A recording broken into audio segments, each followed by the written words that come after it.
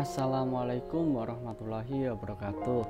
Perkenalkan, saya Muhammad Alwi Yahya, absen 22, NIM 12207193023. Video ini saya buat untuk memenuhi tugas ujian tengah semester mata kuliah Etika Manajemen Kewirausahaan dengan dosen pengampu Ibu Indah Komsyah SAG MPD. Yang pertama, saya akan menjelaskan mengenai konsep manajemen. Nah, sebelumnya apa sih yang dimaksud dengan manajemen? Nah, manajemen secara sederhana dapat dipahami sebagai seni menyelesaikan pekerjaan melalui orang lain. Adapun menurut salah satu ahli, yaitu menurut Oi Liang Li, nah beliau ini mendefinisikan bahwasannya manajemen adalah sebuah seni dan ilmu mengenai perencanaan, pengorganisasian, penyusunan, pengarahan, dan juga pengawasan daripada sumber daya manusia untuk mencapai tujuan yang telah ditetapkan. Selain itu, manajemen juga dapat diartikan sebagai sebuah ilmu, dan yang kedua, manajemen sebagai sebuah seni, dan juga yang ketiga, yaitu manajemen sebagai profesi.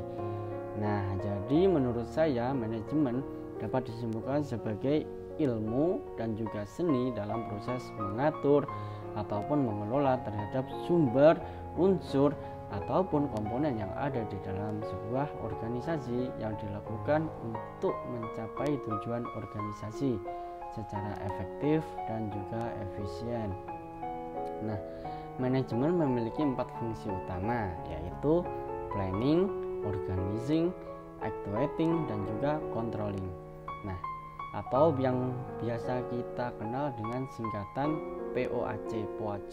Nah, planning atau perencanaan merupakan tahapan pertama untuk menentukan arah ataupun tujuan organisasi ke depannya melalui kegiatan analisis. Nah, kemudian yang kedua yaitu fungsi pengorganisasian. Nah, pengorganisasian dapat didefinisikan sebagai langkah untuk menetapkan, menggolongkan, ataupun mengatur berbagai macam kegiatan, menetapkan tugas-tugas pokok, wewenang, dan juga pendelegasian wewenang oleh pimpinan kepada staf dalam rangka mencapai tujuan organisasi. Nah, selanjutnya yang ketiga yaitu fungsi pelaksanaan.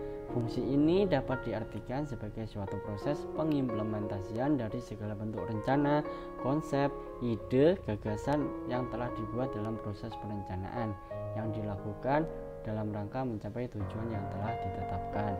Nah, selanjutnya yang terakhir yaitu yang keempat, fungsi controlling. Fungsi ini dapat diartikan sebagai fungsi pengawasan ataupun mengevaluasian terhadap suatu kegiatan yang telah dikerjakan. Apakah hasil yang dicapai sudah sesuai dengan tujuan yang telah ditetapkan atau malah sebaliknya. Selanjutnya yang kedua, saya akan menjelaskan mengenai konsep etika. Secara etimologi, kata etika berasal dari dua kata, yaitu ethos dan juga etikos. Ethos berarti sifat, watak, ataupun kebiasaan, sedangkan etikos berarti susila, keadaban, kelakuan, dan juga perbuatan yang baik.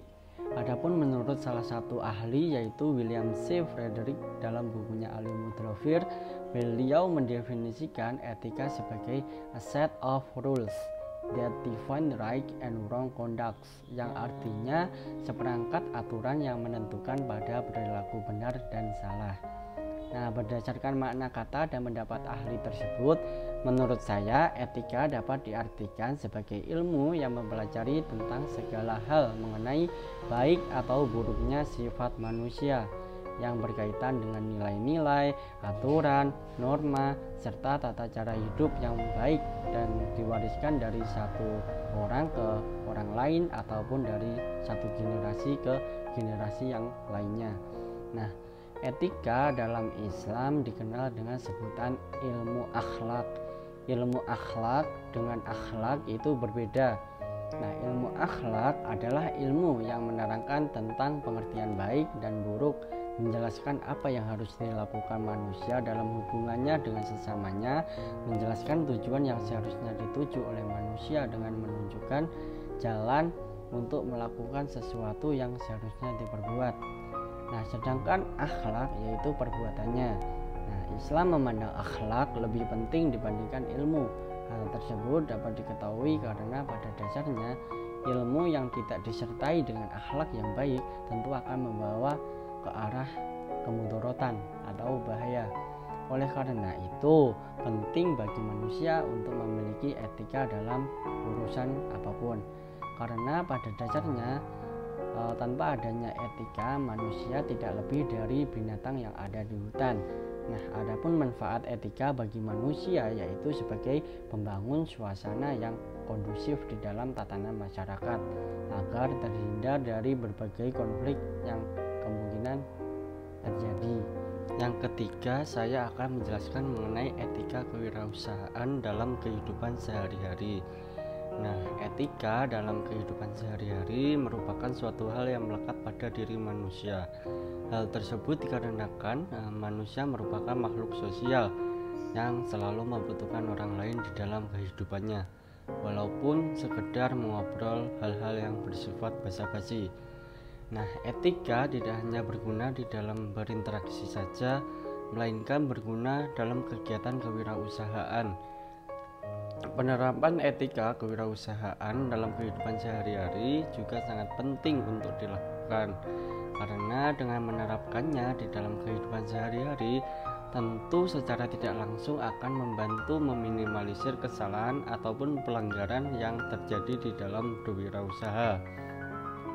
Nah, adapun etika kewirausahaan yang harus diterapkan dalam kehidupan sehari-hari diantaranya yaitu 1. Kejujuran. Nah, kenapa kok yang pertama itu kejujuran? Nah, karena kejujuran itu mudah diucapkan namun susah dilakukan di dalam kehidupan sehari-hari. Nah, dengan kejujuran tentu seseorang akan mudah mendapat kepercayaan dari orang lain. Yang kedua yaitu menepati janji. Nah, menepati janji ini ibarat ungkapan mulutmu harimaumu. Maksudnya ketika kamu berjanji, tentu seseorang akan menilai perkataanmu dan juga perbuatanmu. Ketika perkataan janjimu tidak sesuai dengan perbuatanmu, tentu akan menghancurkan tingkat kepercayaan seseorang kepadamu. Kemudian yang ketiga, bertanggung jawab. Seseorang di dalam kehidupan sehari-hari harus mau bertanggung jawab atas segala hal yang telah dilakukannya. Tujuannya yaitu agar seseorang percaya bahwa dirimu adalah seorang yang dapat dipercaya tanggung jawabnya. Kemudian yang keempat, bersikap kreatif dan juga inovatif. Nah, di dalam kehidupan sehari-hari seseorang harus bersikap kreatif dan inovatif, karena dengan kedua sikap ini menurut saya tentu seseorang akan pandai membaca peluang yang ada di sekitar. Nah, jadi dapat disimpulkan bahwasanya etika kewirausahaan dalam kehidupan sehari-hari lebih menekankan pada pembentukan kepercayaan kepada seseorang. Nah, oleh karena itu menjadi penting bahwasanya menerapkan etika di dalam kehidupan sehari-hari, yang mana tujuannya agar tidak menyakiti perasaan orang lain serta kita akan mendapatkan kepercayaan dari orang lain. Nah, selanjutnya yang keempat, saya akan menjelaskan mengenai konsep kewirausahaan dan juga tujuan kewirausahaan dalam Islam. Kewirausahaan dalam Islam adalah serangkaian aktivitas bisnis yang meliputi kegiatan produksi, distribusi maupun konsumsi dalam berbagai bentuknya yang tidak dibatasi jumlah kepemilikan hartanya termasuk keuntungannya. Nah, tetapi dibatasi dalam cara perolehan dan juga pendayagunaan hartanya. Kewirausahaan Islam juga dapat diartikan sebagai upaya pengembangan modal untuk kebutuhan hidup yang dilakukan dengan mengindahkan etika Islam. Di dalam kewirausahaan Islam, kita itu dituntut untuk mengetahui apa saja hal-hal yang halal dan juga haram untuk diperjualbelikan. Adapun perbedaan antara kewirausahaan Islam dengan kewirausahaan konvensional diantaranya yaitu 1. Terletak pada asas yang digunakan. Nah, kewirausahaan Islam memegang nilai-nilai Islam, sedangkan konvensional lebih mengedepankan nilai-nilai material. Nah, kemudian yang kedua, motivasi. Perbedaannya yang kedua yaitu terletak pada motivasi. Nah, kewirausahaan Islam lebih berorientasi pada pencapaian kesuksesan dunia dan akhirat, sedangkan kewirausahaan konvensional hanya pada kesuksesan dunia saja. Kemudian yang ketiga yaitu modal. Nah, kewirausahaan Islam diharuskan menggunakan modal yang halal, sedangkan konvensional bebas menggunakan modal halal maupun haram. Nah, adapun sifat yang harus dimiliki dalam kewirausahaan Islam diantaranya yaitu 1. Sidik atau jujur. Kemudian yang kedua, amanah atau dapat dipercaya. Yang ketiga, tablek atau menyampaikan atau juga disebut komunikatif. Kemudian yang keempat, fatonah atau cerdas, kreatif dan juga inovatif. Nah, tujuan kewirausahaan dalam Islam tidak lain adalah untuk mencari keberkahan.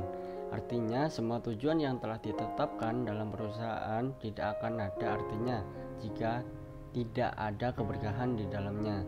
Nah, dalam kewirausahaan berkah dapat dikatakan sebagai tujuan inti karena berkah merupakan bentuk diterimanya segala aktivitas manusia. Nah, keberkahan ini dapat dijadikan bukti bahwa bisnis kita itu telah diridhoi oleh Allah Subhanahu wa taala. Nah, kemudian yang kelima, saya akan menjelaskan mengenai karakteristik sifat-sifat wirausaha yang sukses. Nah, karakteristik sifat wirausahawan yang sukses diantaranya meliputi 1. Percaya diri, kemudian yang kedua mampu mengendalikan egois atau emosi, yang ketiga jeli melihat peluang, yang keempat tidak cepat puas, yang kelima pantang menyerah, yang keenam mampu berinovasi, yang ketujuh menjalin relasi sebanyak mungkin, dan juga yang kedelapan kita harus mau terbuka terhadap kritik publik. Nah, selain hal tersebut, menurut William B. Graff, setidaknya karakteristik wirausahawan itu dibagi menjadi 10 atau biasa dikenal dengan konsep 10D. Nah, yang pertama konsep dream, artinya seorang pebisnis harus memiliki mimpi yang dapat dijadikan sebuah tujuan. Kemudian yang kedua konsep decisiveness, artinya seorang pebisnis yang sukses harus cepat dalam mengambil keputusan, tidak boleh lamban dan juga apalagi plan. Nah, kemudian yang ketiga konsep doors, artinya wirausaha yang sukses harus selalu mempunyai action atau tindakan nyata, tidak menunda-nunda kesempatan yang ada atau peluang usaha yang ada. Nah, kemudian yang keempat konsep determination, artinya wirausaha sukses harus selalu mempunyai tekad yang kuat serta bertanggung jawab terhadap segala hal yang telah dilakukannya. Kemudian yang kelima konsep dedication, artinya seorang wirausaha harus fokus dalam satu kegiatan saja. Kemudian yang keenam konsep details, artinya wirausahawan sukses harus tahu sekecil apapun faktor penghambat kemajuan usahanya tersebut. Kemudian yang ketujuh konsep devotion, artinya pebisnis harus mencintai pekerjaan bisnisnya yang dijalankan saat itu. Kemudian yang kedelapan konsep destiny, sebagai calon wirausaha yang sukses kita tidak boleh bergantung kepada orang lain, harus punya rasa keyakinan dan percaya diri yang kuat. Kemudian yang kesembilan konsep dollars. Nah, wirausahawan yang sukses harus memperhatikan bagaimana kelangsungan hidup bisnis yang sedang dijalaninya, bukan hanya mengejar keuntungan saja yang bisa membuat kaya. Kemudian yang ke-10 konsep distribute. Sebagai seorang wirausahawan yang sukses, kita harus bisa menyalurkan ilmu dan pengalaman yang telah didapat kepada orang lain agar orang sekitar juga bisa menjadi sukses. Nah, yang keenam saya akan menjelaskan mengenai etika menemukan peluang-peluang usaha. Nah, etika menemukan peluang usaha dapat diartikan sebagai ilmu yang mempelajari baik dan buruknya kesempatan usaha. Nah, di dalam menemukan peluang usaha, etika harus diterapkan karena tanpa diterapkan etika dalam menemukan peluang usaha, tentu sebuah perusahaan lambat laun akan mengalami kehancuran. Selanjutnya terkait dengan ketentuan yang diatur dalam etika menemukan peluang-peluang usaha. Secara umum etika menemukan peluang usaha meliputi 1. Sikap dan perilaku seseorang entrepreneur harus mengikuti norma-norma yang berlaku dalam suatu negara atau tatanan masyarakat. Nah, yang kedua Penampilan yang ditunjukkan seorang entrepreneur harus selalu baik dan sopan, terutama dalam menghadapi situasi atau acara-acara tertentu. Nah, kemudian yang ketiga yaitu cara berpakaian entrepreneur juga harus sopan dan sesuai dengan tempat dan waktu yang berlaku. Kemudian yang keempat, cara berbicara seorang entrepreneur juga mencerminkan usahanya sopan, penuh tata krama, tidak menyinggung ataupun mencela orang lain. Nah, kemudian yang kelima, gerak-gerik entrepreneur juga dapat menyenangkan orang lain. Nah, seorang entrepreneur harus mampu membuat orang lain senang dan sebisa mungkin untuk menghindarkan gerak-gerik yang dapat mencurigakan orang lain.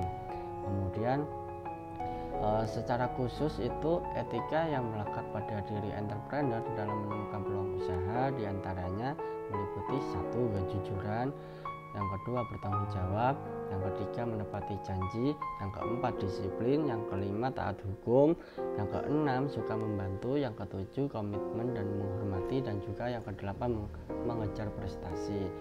Nah, selain itu etika dalam menemukan peluang usaha juga dibutuhkan tingkat kreativitas dan juga inovasi yang tinggi, karena tanpa adanya kedua sikap tersebut tentu seorang pebisnis tidak akan mampu menciptakan peluang baru. Nah, sumber-sumber peluang usaha diantaranya meliputi 1. Cita-cita, kemudian yang kedua tekanan, kemudian yang ketiga kecenderungan pasar, yang keempat inovasi baru, yang kelima komplement produk, yang keenam peristiwa khusus, yang ketujuh wawasan atau relasi, yang kedelapan bahan bacaan serta ide-ide yang secara tiba-tiba muncul di benak kita. Nah, sekian yang dapat saya sampaikan. Apabila ada kurangnya saya mohon maaf yang sebesar-besarnya. Akhirul kalam, taqabbalallahu minna wa minkum wa taqabbal ya karim. Wassalamualaikum warahmatullahi wabarakatuh.